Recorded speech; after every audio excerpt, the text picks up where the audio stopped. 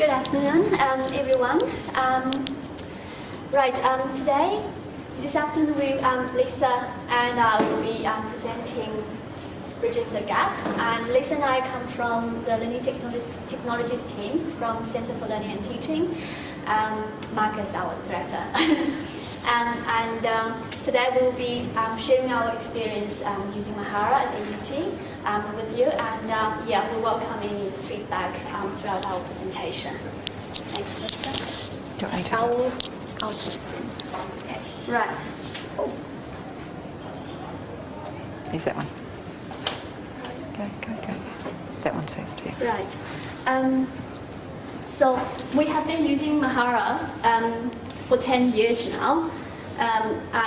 Ever since Mahara was started being used, and we used it with School of Education as a pilot, and gradually we have grown, and now we have a lot of faculties and schools using Mahara. AUT has approximately 2,100 staff and 27,000 students.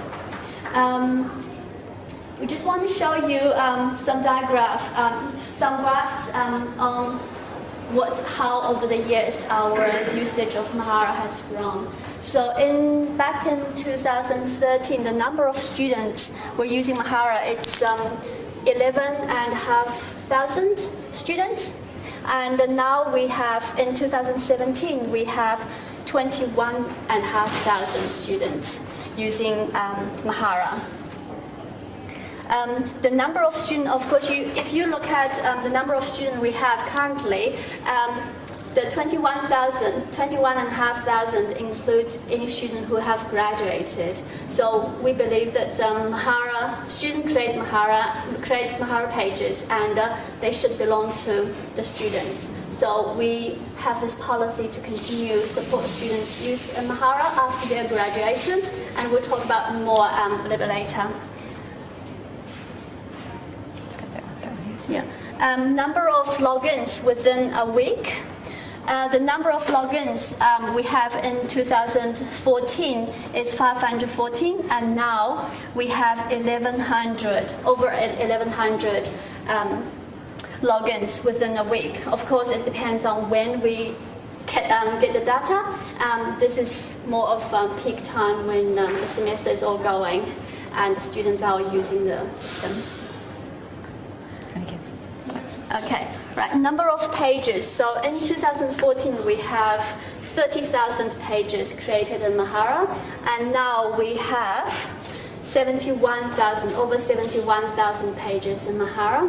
So you could see all three graphs. It's going up quite a lot, and the usage has grown a lot. And now talking about training.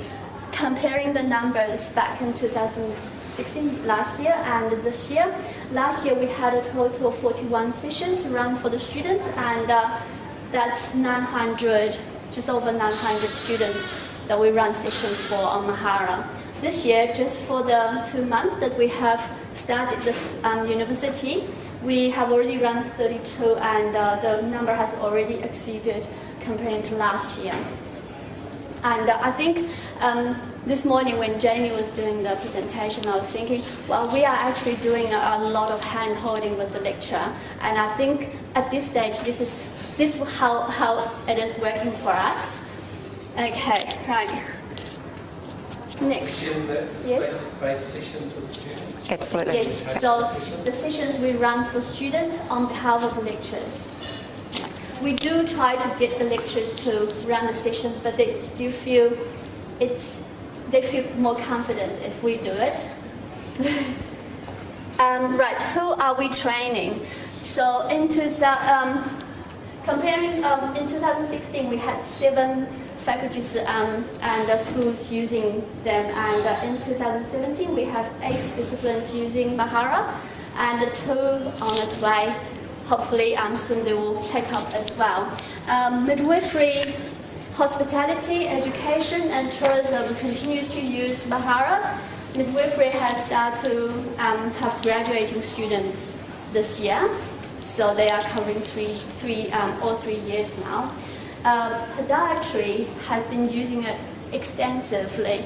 Last time I catch up with the podiatry lecturer, he said, now I don't use Blackboard. All my resources are in Mahara, and I share it with the students.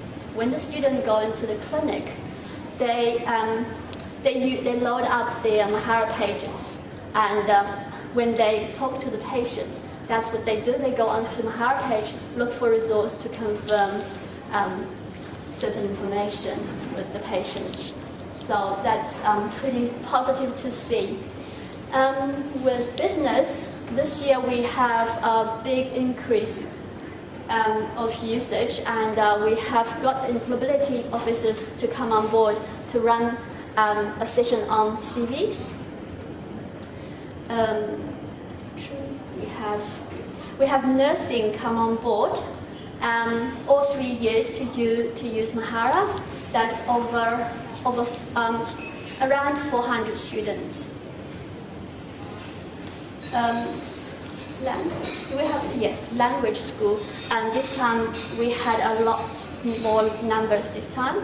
19. It's about 19 sessions. The language school just started looking at at Mahara at the end of last year, and then at the beginning of this year they decided to put it into 19 of their streams, so to speak. So that's where the biggest of our training came from. So 19 sessions with about 300 students. Yeah. So that was our biggest one. Just a little thing about midwifery. We've got Anne Spratt here from the midwifery department. You've been using it for what, 2 years? 2 years? And how are you finding it with your students? Sorry to put you on the spot there. Be honest. I warned you. Overall, because I'm in year 3, so theoretically they'd be using it in year 1 and 2, and so they should have a fair command of the tools and what to do and how to do it. But you always find at the beginning of the semester they fail at what they're doing. So thankfully to Lisa, we've set up a good system so that we capture them really well and tie them up quickly. So overall I think it's been really good. Great, thank you. My goal. Thank you, Anne. Right, and the sports and rec is possibly coming on board. Possibly coming on board. You'll hear from Trisha Lucas tomorrow. She's running a presentation, so hopefully Trisha and her sport and rec cohort will be able to start using Mahara instead of using journals in our LMS. And there is a potential project coming from the employability officers that will be working with students, giving them guidance on how to create CVs and giving them feedbacks. And also there are a couple of industries are interested in making connections with the students, looking at their CVs in Mahara, so that will be quite exciting as well. Sean's here from Sean, employability, yeah, so if you want to touch base with him later on. Yeah. Yeah. I mean, I'm running a trial for 3 months with the students, and what I'm trying to do is get them to use the resources that we already have and combine that in their own portfolio, but also, as Chen said, working with industry so that they will accept job applications for graduate and internship positions through Mahara rather than just through using Kavalina. So that's very much at an embryonic kind of stage, but hopefully it's something that... So watch the space. Yeah. Watch the space. It definitely will make more meaningful for students to use Mahara. Yeah. One note here, public policy, they have actually withdrawn from using Mahara. They used it last year, and the feedback was great for a start. The students all creating impressive pages, and what they were supposed to do is some of the pages in the end, they were creating public policies, and some of the pages will be submitted to the Vice Chancellor and for him to review. And that was very, very exciting until towards the end they wanted to print them onto posters. And that is a big challenge because Mahara, the students were using all the multimedia resources. They used audio recordings on interviews. They used videos that they found on YouTube or any other sources for like say information or to present on the page, and those are just impossible to print out.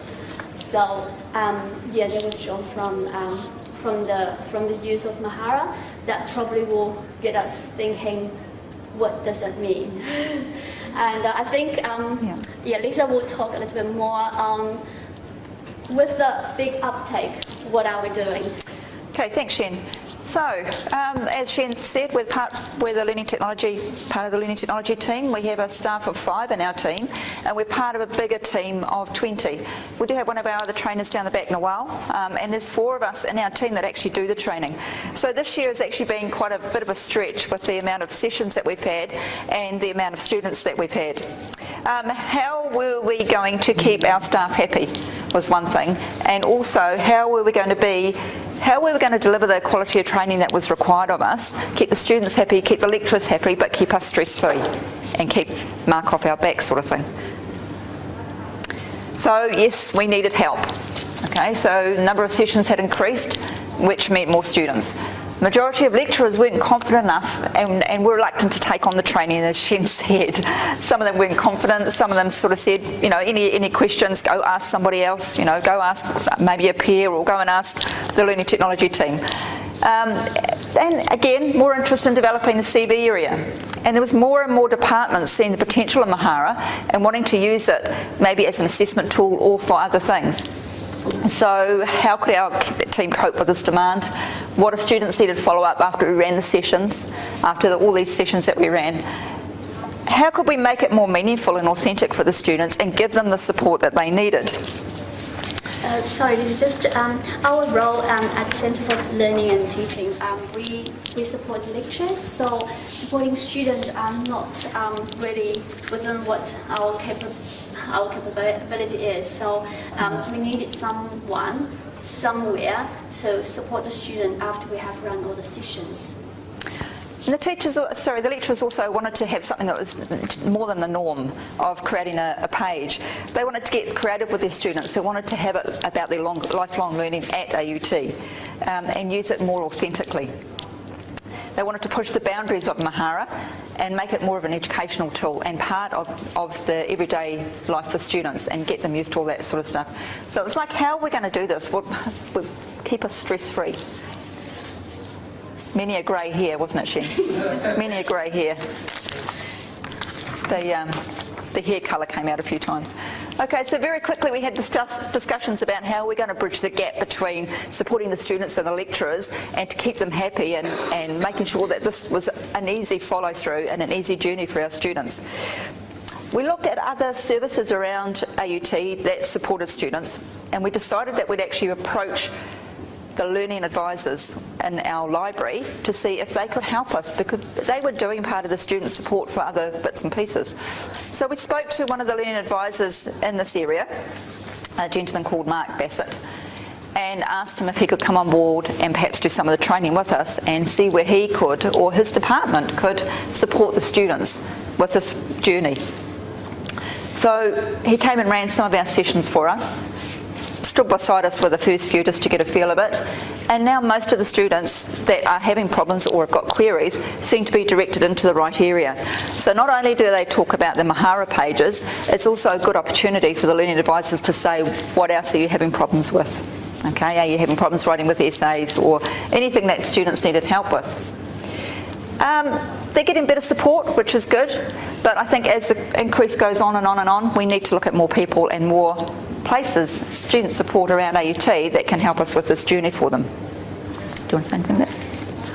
No? Okay, so as we decided to get all this support on board and as we could see the difference that it was making to the students, there was more people there for them to help them with the Mahara pages, we collaborated and soon discovered that the students were able to move from Monarchy to Manaaki.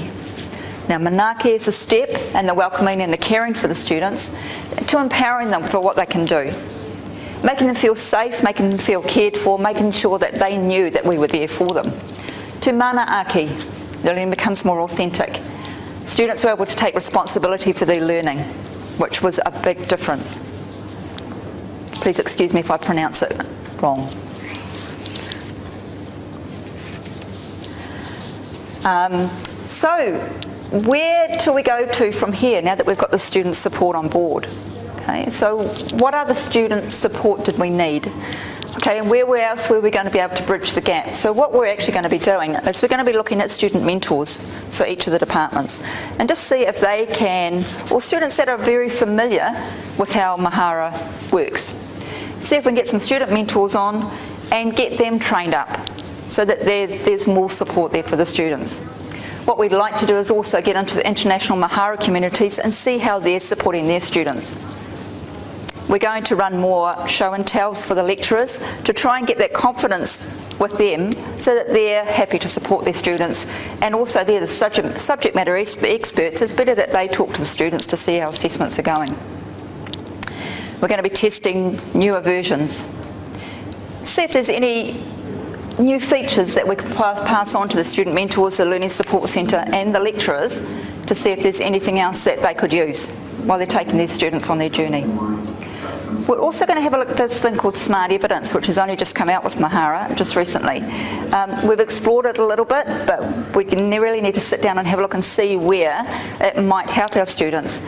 We're going to start possibly with the education department, but if any other departments have got an interest in it, we'll be running some sessions to show them. Do you want anything in here? Yes, thanks, Lisa. I just want to add, with the smart evidence, I think Christina showed us the video, how the little kid wanted to fly into the space and and I think that's showing how smart evidence could be used in there.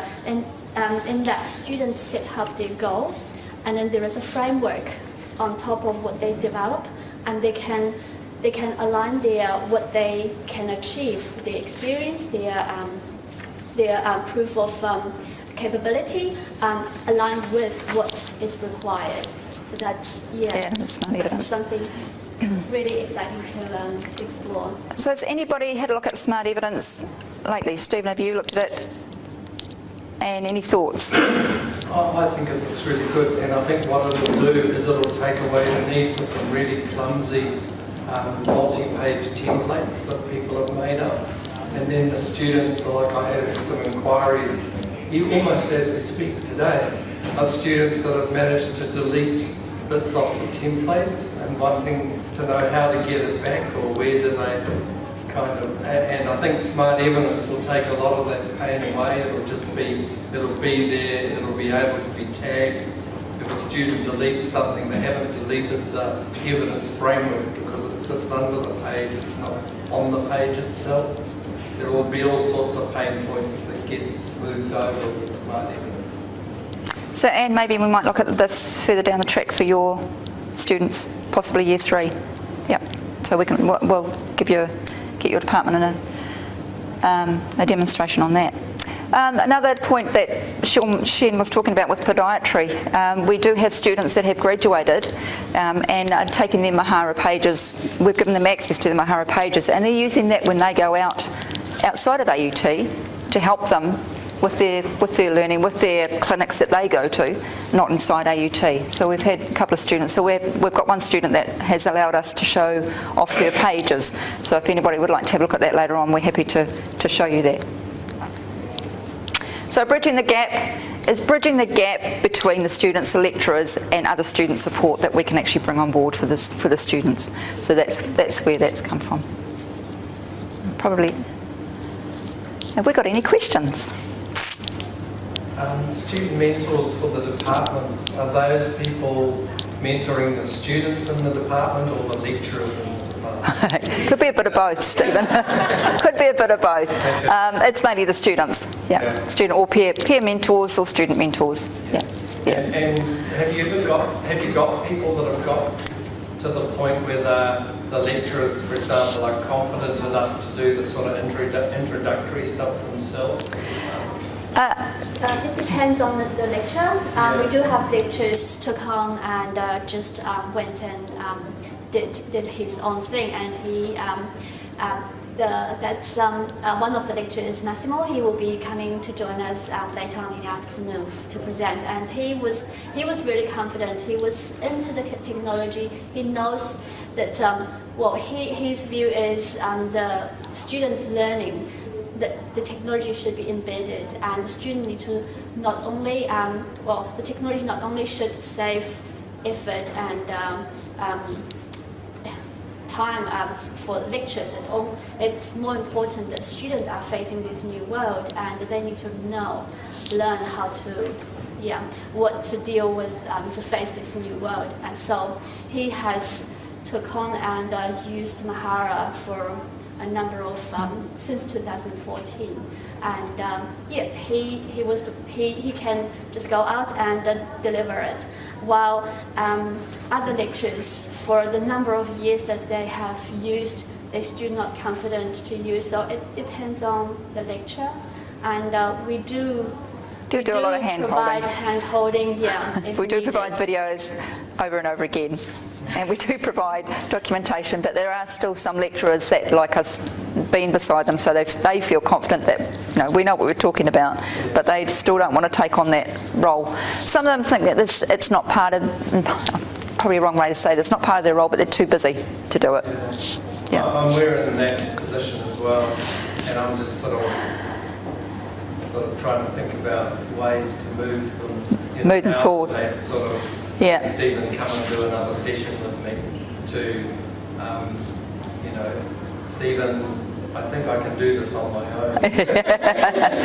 We have tried that. We have tried that line. Do you think you can do this? I think one of the things Lisa has tried quite a lot with the lectures is to get them to use it. So, do you want to do Get your them to use it first. Make a page in Mahara and put everything on and try it out yourself. And with the experience, you will see the system through the student's eye. And if we do have it, sorry Pierre, go. If we do have a new student coming on board, exactly, I'll sit down with them and do the pedagogical side. Why do you want to use it? Yeah. What do you want to use it for? Who are you going to use it with? So you do all that beforehand. Because maybe Mahara is not the answer for them. Maybe it's another tool. But you go through that questioning first to find out, is this what you want? And then, as Chen said, I sit down with them and say, right, let's do a page. You do it as a student and you see how it looks, and whether this is going to be easy enough for your students at a level that's going to be easy for them as well. And what we find, even though they probably still need us to do the sessions, but when lecturers have the confidence about the technology, if they have used it, if they see the value, they answered why they are using it for the students, and they shared the thoughts with the students, then that makes it easier for students to say, oh, okay, now I see the value, I see the point of using it, rather than go, why? Why are we using it? There are so many other tools that we could possibly choose. Why is this? And why would they use a bit of paper that's got an assessment on it and just put that straight online? Okay, it's got to have some value. It's got to have authenticity. It's got to have meaning. Yeah. So, okay. Yes. Just because of us linked to the session we had before, how do you handle the privacy in your training? Do you make a big deal out of it? Yes, How we do you do. present this? Yeah. So we do tell. Different sides. On the function side, the area that we always get the student to double check or show them a few times during the session is under the portfolio shared by me. So stress that the importance of reviewing where this page is and how you have shared your pages with your students. So that is from the function side. From the student side, we also tell them that if you're going to be maybe with a mother that's got an expectant baby, that you need to be careful what you put on your page. If you're sharing it with someone, I'm sure Anne can answer this for me, that you've got quite strict sort of guidelines for students as to what they put up there. They don't mention names. Correct. Yeah, correct. And nothing that would, I was just having this discussion with Maya before about nothing that could identify Yeah. patients. So, if someone shared their reflection with me about a birth, and I thought, oh, this sounds really good, I don't know. It has to be reasonably generic. But in our discipline, of course, it has to be able to show what the student is experiencing doing a competency or some sort of professionalism. So it has to have a bit more detail probably than other disciplines. It's a very fine line. fine line between the two. But we do, yeah, exactly. But we do tell them about the sharing and just make sure that they don't share it with everyone. So to follow up to this, you said in podiatry, for example, they are taking their Mahara wisdom out of Blackboard, out of AUT's realm of, to say, power. That's not right. Yeah. So in terms of accountability, in terms of usage, at that point it's there so they can do whatever they want with it. But technically we still have information they would have gathered through. I'm just thinking ahead of the legal ramification of all this, and especially if they're in that lecture moving completely away from Blackboard. Is there more issues there? It feels like he's going out of bounds. I don't want to put it in the fire, but it's those considerations as well, especially if students carry on. I mean, I like the fact that they can keep that Mahara and using it as CV as an employment tool. That's great. But is there some kind of legal problem on the horizon? I don't know. I don't think so. Well, we haven't actually thought on that aspect, to be honest. But I think that's probably quite a good point. I did come across a lecture that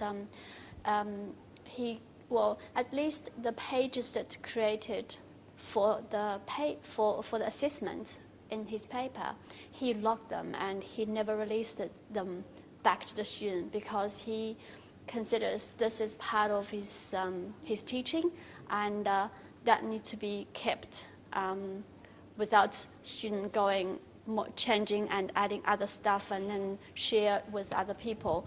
And so there are lectures considering those kind of aspects. With the podiatry students, they are sharing. They are using this Mahara more for a resource for themselves rather than as a platform of sharing their sharing their knowledge. So I don't see any issues there, but maybe something that we could have another think on. Yeah. I don't think there's any issues. It's almost like a concern nagging in the back of my mind. Yes. Like, if I'm going to a client and this is my resource on Mahara, this is going to be there. Technically, the clients, the patient can see that, and I don't know. It just feels like more of a there's resource. a potential almost. Yeah. It's almost like as institutions we should have a vetting system, almost like say, okay, all those bits we're going to have to kind of. It's crazy, but it sounds like censorship. Going with the black pen, so I can't have that, which is crazy. But that step might need to be Good point. thought about when that goes global. Yeah. Cheers. Thank you. Okay. Right, thank you. We're around for the next day or two.